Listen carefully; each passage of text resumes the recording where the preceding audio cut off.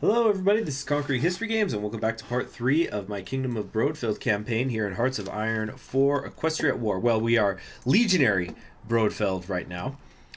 So, worrisome news have arrived from the oil fields of the Terrible Marsh. Multiple reports claim that a huge pack of wild chimeras, horrible beasts with the body parts of a tiger, goat, and a snake, emerged suddenly from the swamp and attacked the fields, toppling several drills, setting everything ablaze with their fiery breath and eating dozens of workers.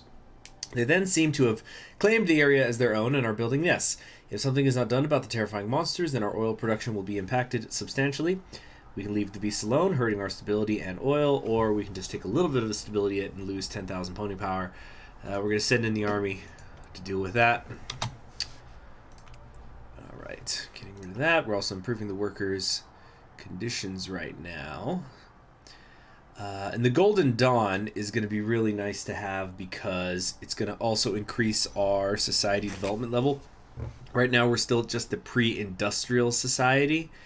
This way we'll move up to the outdated industrial sector, which is of course going to be useful. Yeah, let's check in on how things are going over here. Oh geez, it's still such a mess. Changelings are nowhere near coming in to help. Absolute mess. I want to know when we're going to be able to come down here to Saul Market, because I don't think I've talked about it, but I have got a claim on this. Well, it's not just a claim. This is a core of mine that they seized during the Civil War. So, of course, we got to go get that at some point. So, 7 days. A spark.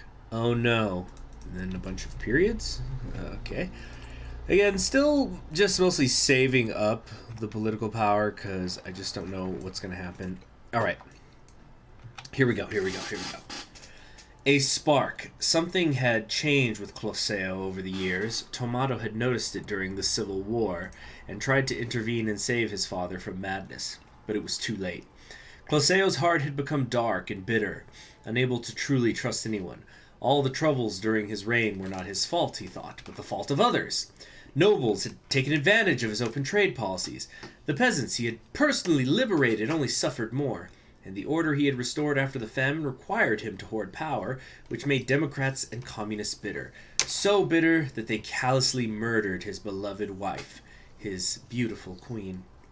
The only ones to receive even a sliver of trust were his soldiers, who saw him as the figurehead of the fatherland who had received the blessing of goddess Ivliana herself. But to him they were nothing but pawns. At this point, almost everyone was. So when yet another setback occurred during his troubled reign, his reaction was calm. As rioters filled the streets, led by the disgruntled nobility and his own son, Prince Tomado, he prepared an emergency meeting with his generals. There was no fear or doubt in his eyes. No, he seemed pleased with the recent events, as if he could take advantage of them. Ion Soimiescu, his most trusted general, spoke first. My dear Condicator... Wait a minute, I just realized that Ion is not assigned anywhere. How long's that been the case? That's weird. My dear Conductator? Leader, what should we do? Thousands of protesters have occupied or burned down factories and government buildings across the nation. They demand reforms and liberalism, clearly poisoned by traitorous revolutionary thought. Should I order the army to eradicate them? General Alexandru Lioscu shook his head. No, you fool, that would lead to another civil war, surely. We must be careful, as if we were handling a bomb. They will need to be dealt with, but with a more lenient claw. Closeo looked at each griffin in turn, completely silent and clasping his claws. Then he finally revealed his plans. Crush the rebel scum. I will lose 50% stability and 200 political power. See, I knew I had to be saving it up for something. I knew they were giving me too much. Military factories will take a lot of damage. Do not use excessive force. Okay, it looks like either way the same effects happen. We will crush the rebel scum. I have saved this damn nation. Alright, so it looks like we have King's Gambit, and Gambit refused, so this is what opens this up. It is clear many are unhappy with the recent changes, but those who resist will realize their grave error too late as they are sacrificed for the greater good. Their betrayal has made them expendable pawns after all. The glory of Brodfeld is vastly more valuable than they are. What? I feel like this is not being interpreted correctly with the art. Well, it looks like a queen has been sacrificed here. That looks like the queen piece, not a king one. Now, obviously, the King's Gambit does not, the traditional King's Gambit in chess does not involve actually sacrificing your king, because you would die. But nor does it refer to sacrificing your queen either. The King's Gambit and the Queen's Gambit is typically referring to sacrificing a pawn on their half of the board in order to gain a positional advantage. I'm a fan of the Queen's Gambit, for example. Actually, there used to be a time because I used to play chess a lot. I still play chess sometimes, but it's sometimes hard to find people to sit down who really want to just sit down in a one-on-one thing, because usually when my friends and I were getting together, it's usually in a group, so we don't do one-on-one games. Even though I have a couple of kind of nice chess sets. Like I have this one from Afghanistan. It's made of marble. I actually need to fix one, though. It got chipped. All right, the Gambit. Oh, anyway, what I was saying, but I used to have this love affair with Gambits, and I was super into like Mikhail Tal in his Gambit style, or Icelandic stuff, just super duper aggressive ways of playing. The widespread unrest did not come to Closeo as a surprise. He knew traitors in his country were plotting to once again ruin his beloved homeland, as always. But now he would deal with them once and for all. No more would nobles, communists, or his own son oppose him and sabotage his rule, unaware of what was best for them. He would get his sweet revenge and make every single foe suffer. Besides vengeance and justice, the king desired to benefit from the destruction of his foes. He would put them to work and bleed them dry so his country would become stronger. That was needed if he wanted to accomplish his ultimate plan of saving the world. Brodfeld, child, prevail! Gain national spirit, the King's Gambit, which gains political power gain minus 125%? What? Hold on a second. What's the Golden Dawn doing again? More fascism, 50%. Oh, shoot. Okay. We could extend martial law. More recruitable population, but more consumer goods. Crush the opposition. Political power gain plus 50%. Weekly stability minus 5%. Yikes. Okay, we can't do that. Oh, man, these are really rough. A lot of these are. Okay, let's start with this. I don't know what this event's going to do. The protesters think their demands are reasonable, but they also think their widespread sabotage is justified. They have all resorted to barbarism and become criminals, and criminals shall not go unpunished. I think it's time to start building more divisions. Yes, I think it is.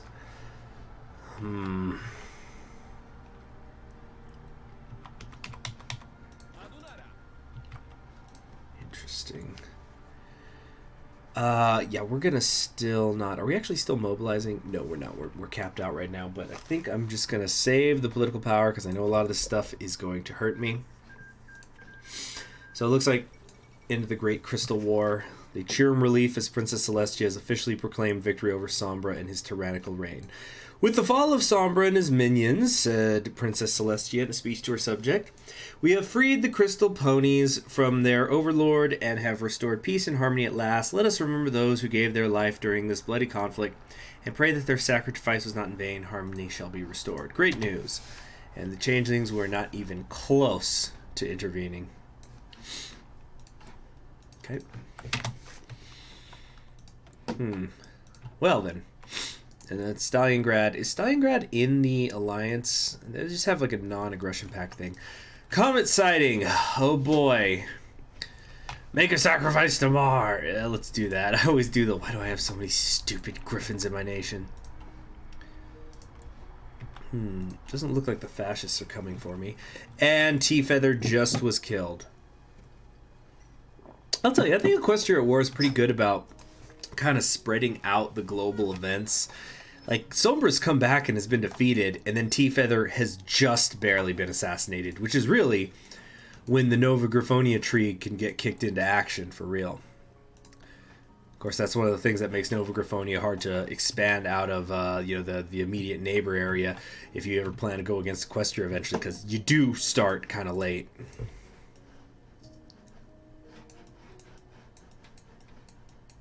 Power of money. The wild card path. So silly. And there it is, as I said, Longsword is going after Hellquill, and it looks like the Stalingrad Civil War has begun because Sinister did not fix the famine. So now you've got this Harmony Party, this republic that has broken off. Breaking the protests. In every town and city in Prywin, large and angry crowds of griffins had gathered to protest Closeo's despotic rule and the lack of reforms to heal the country from the wounds of civil war. The demonstrations had quickly turned violent. Fires were set, barricades built, and military factories sabotaged in quick and organized strikes. It is clear this uprising had been well prepared and planned.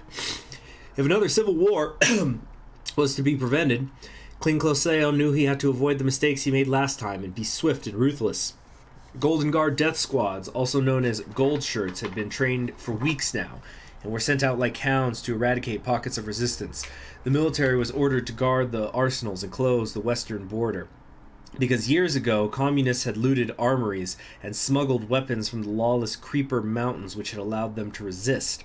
The Golden Guard was brutally efficient. Large crowds were scattered with gas weapons. Leaders such as Enrico Chivaldori were assassinated, and heavily armed patrols maintained order in the streets. In Scythia, 100 violent protesters were arrested, plucked, flayed, and then, instead of tarred and fettered, they're being plucked, then hung from flesh hooks. Pikes of iron were set up along the Cavician Scythia road, and hundreds of prisoners were impaled on them. Thousands of others were sent to labor in the mines of Temsor. Word was spread of these acts to spread terror and doubt among the resistance, and soon the opposition was dissipating. Countless griffins dropping their placards and returning home in fear. Many soldiers and Golden Guard members had been killed or wounded in the fighting, but their brave sacrifices would bring back peace and stability. Order has been restored. So we're getting more steel. Okay, so that's from the laborers. Every owned state loses 5,000 pony power, and we lose 5,000 pony power. Okay. Well, next, I think we gotta get event a new heir. Get event. This does not give me an event. It does give me stability, though. I think this will be the last thing I do. I only need this for the Royal Legion permanent war economy. Let's do Purge the Nobility. Oops. How long's that been going? Oh my gosh, the research is so bad. It's fucking awful. Alright, so Purging the Nobility. The lazy, greedy aristocrats are selfish bastards. They are responsible for the deaths of hundreds of thousands because of the famine of 995 was entirely their fault. Now they rightfully fear the king and stand against him. The time for justice has finally come. This is going to give me 50% more political power gain, which means I'll actually be gaining it, I think, once again. But I'm going to lose stability every week. Get event end of nobility. Oh man, that's gonna be bad, losing stability every week. But we're gonna figure it out. We're gonna figure it out. It's like a fever, right? It's got to get worse before it gets better. We'll figure this out.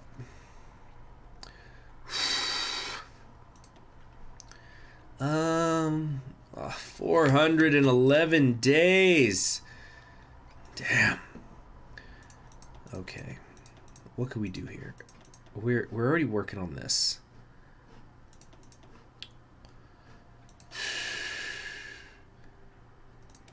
Start heading towards better infantry equipment. No. Ay. What are we going to do? What are we going to do? Alright. End of the nobility. Long before Closeo united the three principalities into a kingdom, hundreds of noble families dominated Prywin, owning huge swathes of land and hundreds of thousands of serfs. The princes ensured their loyalty by granting them privileges which only made them stronger. When Closeo rose to the throne of Brodfeld, the families expected everything to remain the same. They were wrong. To Closeo, the nobles were nothing more than parasites and leeches, obstacles to his rule he had to overcome. So shortly after becoming king, he began to implement reforms, abolishing serfdom and confiscating their land. He did not need to fear the nobles, for he had allied with the merchants of Scythia and Kevison.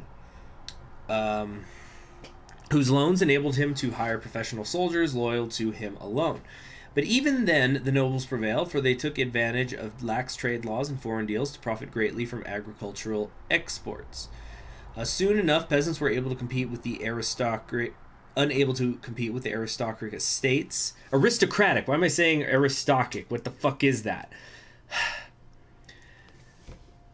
And had to sell their lands, and the power of the nobility continued to grow. Now it was time to put an end to this. Closeo thought he should have done this long ago. Golden Guard death squads were summoned and gathered to hear their royal order. Closeo told them to find every single aristocrat and bring them all to justice. The gold shirts hailed him, shouting, "Long live the king," and went out to execute his command. Nobles across the country were hunted down without mercy. Barons, marquises, lords, and counts all captured and lynched. Those who were leading the uprising were shot by snipers or murdered during the night. Some had their personal retinues guarding them. So the Golden Guard brought machine guns and armored trucks to crush the nobles' defenses. Fighting was bloody, and the king's griffins took many casualties, but in the end, out of several thousand nobles in the country, only a few hundred remained. And even those were fleeing for their lives, abandoning their opulent manners as they were looted and burned by the fanatical gold shirts. Good riddance, and we lost pony power again. Should we hunt down the prince now? We're going to get a new heir. Oh, damn. We're going to lose the union, aren't we? We're probably going to kill him. Oh, man. Stability. We're already losing it weekly. Okay, let's... What am I still doing that stupid infrastructure? Yeah, so, you know what? The consumer good factories is not a big deal. We need to extend martial law. These are very descriptive events. I like it. I know some people don't like to read. Those people, maybe they're just dyslexic or something. I don't mean that in a mean way. I'm sorry. But, you know, what's wrong with reading? The state of emergency cannot be lifted. The uprising proves it. It must remain in full effect as long as possible. So order is maintained and our nation remains vigilant and ready to fight. Okay. So we'll get the 10%. We're basically going to just get back what we just lost. And, yeah, we are at 0. Can you actually go into the negatives in Equestria War? I don't know. For political power. Oh, well, apparently not. Is that right? That doesn't feel right. You should be able to. Like, why not? That would make it harsh. Now I've just hit the bottom. You know, I've hit the floor, so I don't care anymore, right? I could have minus 20 political power change a day. It doesn't matter to me. They should fix that. All right. Just so you really, really feel the pain. Okay. The Seraviana Republic has won. So Stalingrad has gone harmony. And there goes the Socialists in Longsword. The Knightly Order of Hellquill is here now. I actually don't know a ton about how this exactly works. They always are fascist, but... does that mean all their paths are fascist? Oh, Imperator Rome just posted a new announcement. Don't particularly care. I know there's a huge hype train for that game, but I'm not feeling great about it. Alright, let's hunt down the prince. This is going to take us to 0 stability, I'm pretty sure, because we're at 28. And we're going to lose, what, 15? We're going to lose 15 because I'm sure that the union's going to go away. Then we're going to lose another 25, so we're going to have 0 stability. The prince has shown his true colors. He has betrayed his father and his homeland and is nothing more than a despicable traitor who spits on his mother's grave by being a communist sympathizer. Let it be known that King Closeo has no son. And then it says we have a new heir. Who's it going to be? I know somebody who, in the lore, it could be. I don't want to name names, but there is somebody who we've talked about who there are rumors mentioned in that first playthrough that I did that he is an illegitimate son of King Closeo, Conducator. But without spoiling who it is, from what I've been reading on this path, I don't think that person's going to be an option as an heir. And those of you who do know the path know what I'm talking about. But like, it just does. It wouldn't. Let's just say it wouldn't mesh. if that character turned out to be the new heir. Something I would feel, I don't know. We'll see. We'll see. Oh, cool. These other divisions are ready to go. All right, a new heir. You know what I should do? Do I have any equipment? Yes, I do. All right, so I don't think I have enough equipment to train anybody. So, or not train anybody, yeah, to train new divisions. So what we're gonna do instead is we'll just keep training, or no. There we go. Let's train up the ones we have. Big wall of text here. All right, a new heir. The Golden Guard prepared their finest assassins for a secret special mission given by the king himself. They needed to take care of the leader of the uprising, Prince Tomato, who had committed an act of high treason and thus needed to be punished. Prelate Denali promised to forgive them for their sins and gave them Arcturus's blessing. So Prelate Denali is this guy who you can... If I move this over here, I'll just kind of hover it there so you guys can read it. I think I read about this guy already. I explained who he was, but there's his bio. Anyway, the infiltrators wore civilian clothing and joined the large protesting crowd in the center of Kevison. Prince Tomato was standing on a box and holding a passionate speech to them, saying the king had gone mad with power and should abdicate. Protesters shouted bread and peace along with democratic slogans. The assassins hid their disgust well and made their way through the masses. The prince had no bodyguards and was surrounded by his most ardent supporters. One of the infiltrators, a female griffin, shouted how much she loved and admired the prince and how he should become their benevolent king. As everyone was distracted by her, another assassin crept behind the prince and kicked the box from under his paws. He fell on the ground, and the crowd gasped in shock.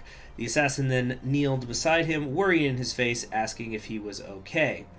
Tomato said his back hurt, but he was otherwise fine. Tears in his eyes, the assassin embraced the prince, begging for his forgiveness. Tomato took his final breath as a dagger entered his heart. The assassin pretended to be shocked and said the prince's head had hit the paving and he needed immediate medical assistance.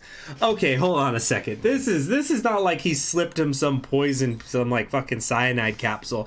Oh, he hit his head. I think he might be dead. There's gonna be a fucking dagger in his heart, or at least a hole, right?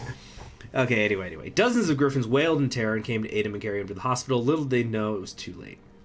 As the assassination took place, King Closeo visited his wife's tomb in the temple of Iviliana. He wept, saying their son had betrayed them, apologized for being a bad father who had let their child fall so low, and kissed the tombstone. Several days later, news spread that the prince had died. King Closeo announced that should he pass away as well, General Ion Somescu would assume control of the country. The royal Brodfeldian line of Decasio would be extinguished, but at least Prywin would have a strong, legitimate leader. Long live the king. Alright. Permanent war economy. By the way, where are we at as far as the Civil War? The worst is over. Okay, that's getting a little better. I don't think we need pony power. I don't know what blood of the... Yeah, woe to the vanquished, vi victus. The red pests languish uselessly in the prison camps awaiting their punishment. Holding trials for the thousands of prisoners would take many more years. Why bother? There is no doubt they are all guilty of high treason. Therefore, they will be put to work to rebuild their homeland, which they ravaged and destroyed. Those who complain and resist will receive no mercy. Oh man, it's bad. It's mostly because we still have the small science base, but also the mass illiteracy. And I'm starting to think there isn't anything here that's going to help me with that. Or is the mass illiteracy over here? Ah, yeah, because I'm neglecting this stuff. Hopefully I'll be able to play catch-up later. We'll have to wait and see. Looks like the Blackrock bandits are still raiding people. Meanwhile, what's going on with the changelings? Trailblazers. Okay. They haven't gone after the... They're probably going to go after the polar bears first. The AI has a habit of doing that lately, I've been noticing. We are going to have to wait and see, I suppose.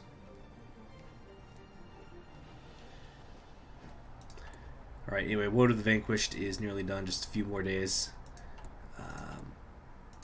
Try to make a new division. Actually, should we just make these 20 widths instead of making them bigger? All right. Blood of the Reds. Out of all the traitors in Prywin, King Closeo despised the communists the most. Years ago, the scum ruined his plans to save his country from the ravages of famine and unrest by starting a bloody and brutal civil war which tore his dear homeland in half, and worst of all, they murdered his dear wife.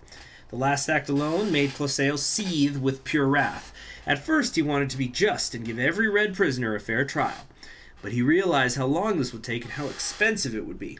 So instead, he decided to implement the final solution to the Red menace. Closeo sent the military to empty the prison camps and escort the Red Rats to heavily protected labor camps in Temsor, which had recently been prepared for them there. There, justice would prevail, and the bandit filth would be put to work, helping to rebuild the country they had destroyed by working in the mines. Of course, it was supposed to be a punishment, so the prisoners would receive no luxuries. Failure to meet work quotas would be punished most severely. Work sets you free. So we got more tungsten, but we're also losing pony power. Alright. We're still losing stability. I really don't care about the trading time. Alright, permanent war economy. Let's get this going. There can be no peace in Prywin as long as the communist menace prevails abroad, and our neighbors, who we used to trust, turn against us. Hey, Liberation Day. That once a year stability. Anyway, where were we? So, there can be no peace in Prywin as long as the communist menace prevails abroad, and our neighbors, who we used to trust, turn against us and plan our destruction. The economy will be nothing more than an engine of total war geared to supply our defenders and ensure our survival in these dark days. And now I'm in the negative political power. Okay, so that was weird. Wasn't it just stuck at 0 before, or am I crazy? I could have sworn that's what we saw.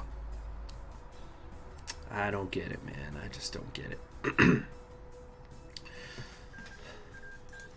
And there goes House of Erie and Irie, whatever the heck. When is the Griffonian Empire is kind of taking a little. Oh, it's only 10-10. I guess it feels like we're deeper into the game because I've been reading so many events, but I guess we are only in part 3, and it is just barely the year 1010, which is, I feel, kind of the pivot year. This is when things tend to ramp up around the world. So let's see how things are going by the end of the year. Oh,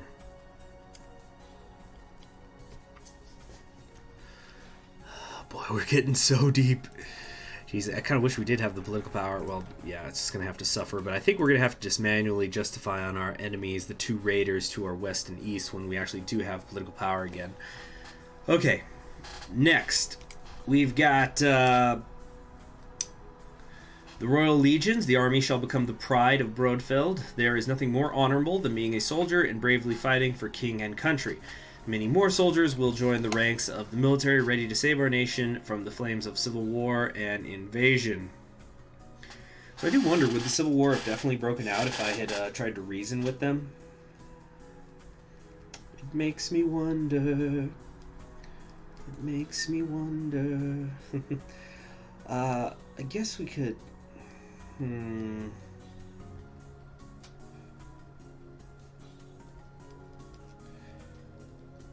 We're just waiting now. This is going a little slow. So after I'm done recording this, I need to actually upload a video. Or actually, what I might do is... What I think I'm going to do after this is... I'm actually going to do a live stream of some kind, because for those of you who've been following on the community tab, I've been having Wi-Fi issues since I moved into my new place. And I'm trying to figure it out. I think I've got it set. But it's sort of weird, because when I do speed tests, the speed tests are saying that the Wi-Fi is bad. But it's functioning fine. So I think, and like I already uploaded a couple of videos, I was just putting them in as a backlog. I've been working on that, and they are uploading at about the same rate that they did before. So I really don't know what is going on here. But I figure if I can do a live stream, stream in 1080p for a reasonable amount of time, it looks good, it's not skipping, then I guess the Wi-Fi is good and the speed test is just weird. You know what I mean? But We will see. We're just waiting for this to end. Shadowy skyline, get a vent. Resistance eradicated. So hey, Pokemon question while we wait. So some of you know, I think I've mentioned it before in live streams and just when I'm talking and stuff is, I actually, so I've been doing this marathon, Pokemon Nuzlocke. I was doing it since, I started it like last year. I mostly just work on it during the winter holidays. And so I'm right now working on the Gen 2. So for those of you who don't know, a Nuzlocke is basically where if a Pokemon dies, you can't use it anymore. But what I do is, because it's a marathon run, what I also do is I use the rule that whoever's a champion can't be used again. And so, like, of course there's exceptions for split evolutions, but I really don't want to raise a Poliwag twice. So I've just been a little bit on the fence on whether I want to get a Poliwrath or a Politoed in my... because I'm working on Pokemon Silver right now. So by the time that this video goes up, I'll probably have already made my decision. But let me know what you think. Poliwrath or Politoed for doing Nuzlocks? What do you guys think? Anyway, resistance eradicated. For many months, the situation seemed dire, and many believed another civil war would break out, or that King Closeo would abdicate and flee the country in terror, letting Prince Tomato to succeed him and begin a new age in Prywin. The king had proved the doubters wrong. Having secured the complete loyalty of the military and the zealous Golden Guard, he used them like hammers to crush the uprising before it escalated any further. The king also used the opportunity to make himself and his country stronger, expanding the mining efforts in operations in Temsor and boosting the recovery effort with forced labor and reforms. Now order had been restored, just like in 1001 when he had declared a state of emergency. Those loyal to the king rejoiced and knew he would turn things around, with all opposition to his absolute reign completely eradicated. Nothing stood in the way of his glorious reign, which would make Prywin great again. Brodfeld prevails! So, okay, what does that mean? Alright, we still have the Crush Nobility. That's the one I really don't like. We got a lot of these things that I don't like. Operation Horizons. Oh, nice. This is going to give me a research slot, and it's going to open up some decisions for me. For all sparks kindle new flames. Well, anyway, we got a lot done, and hopefully we can recover in the next episode. Thank you for joining me. I'm Conquering History Games. I'll see you all in the next one. Bye.